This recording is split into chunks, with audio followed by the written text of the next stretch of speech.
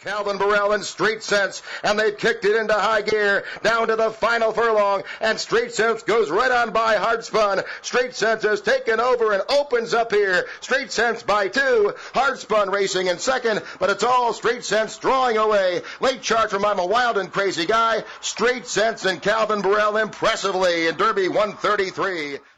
Street Sense broke the juvenile jinx, winning the Breeders' Cup Juvenile, the Tampa Bay Derby, and as you saw, the Kentucky Derby in 2007.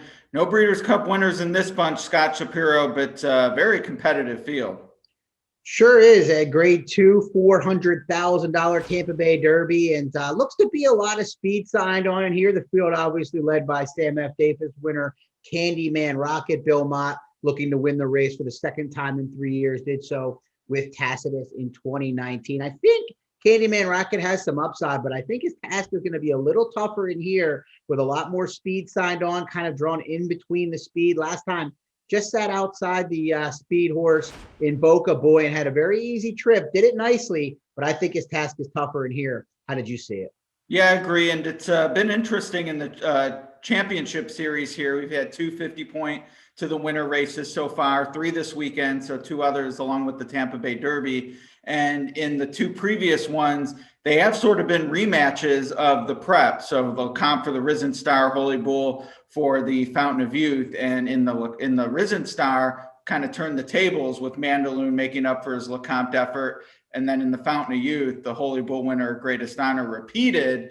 And I sort of agree with you. I think this case, the Sam F. Davis doesn't necessarily need to have a repeat winner, but it does seem like this race goes through that race. Although having said all that, I actually like Todd Pletcher shipping up Promises Kept off that maiden win, or Promise Keeper, excuse me, off that maiden win. But the Sam F. Davis should be key here.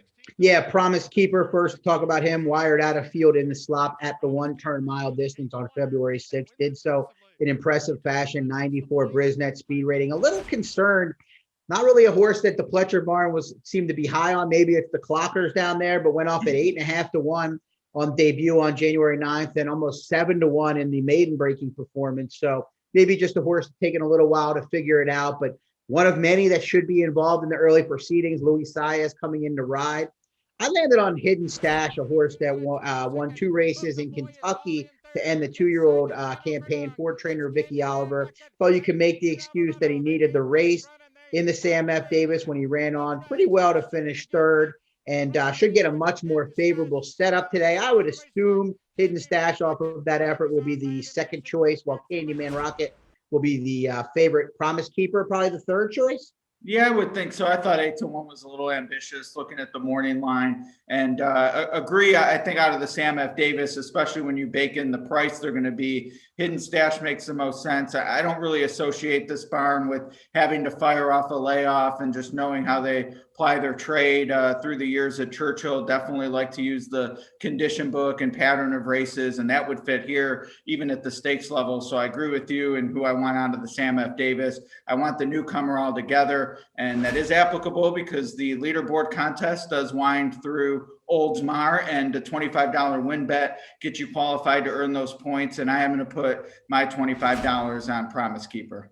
Yeah, I think Hidden Stash, if 3 to 1 or higher, might be the likeliest horse I'm willing to bet to win of the 3 Derby 50-point races this weekend. Just to mention a couple other horses, Helium, a wild card coming in from Canada, perfect 2 for 2 for trainer Mark Cassey, both those races over the synthetic. Just a total wild card. Surprised he didn't get a race into the Son of Ironicus before this one. Bred to probably prefer the turf or the synthetic, but we'll see. And then you have Unbridled Honor, another Todd Pletcher. And then sitting on go for Dale Romans, the local horse, has struggled to get back to those efforts that we saw in Kentucky, including the Iroquois win, winning by 2.5 lengths, running by Midnight Bourbon like he was standing still. I had Midnight Bourbon that day. Remember, with the binoculars outside under the Twin Spires, very disappointing, and kind of proven to not be much of kind of proven to be a little bit of an outlier.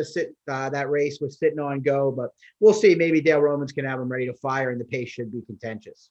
Now, we've seen some big balloons in this race before, also some formful results. You mentioned Tacitus, Street Sense, who played us in, came in and got the job done, some other good ones. But it's always interesting. And this track is quirky, which, Known Agenda was up there, and that didn't work out. And he looked awesome. Fountain of Youth Eve, and then Pletcher ends up shipping a different one up here. So the surface certainly plays a role in these results as well. Yeah, King Guillermo last year ran off the screen at a massive price, and he'll run this week against the older runners out at Santa Anita, and we'll see how he does. But yeah, as you mentioned, some chaotic results over the year. Todd Pletcher used to dominate this race, hasn't won it in a few years. I guess you're hoping he does it in 2021.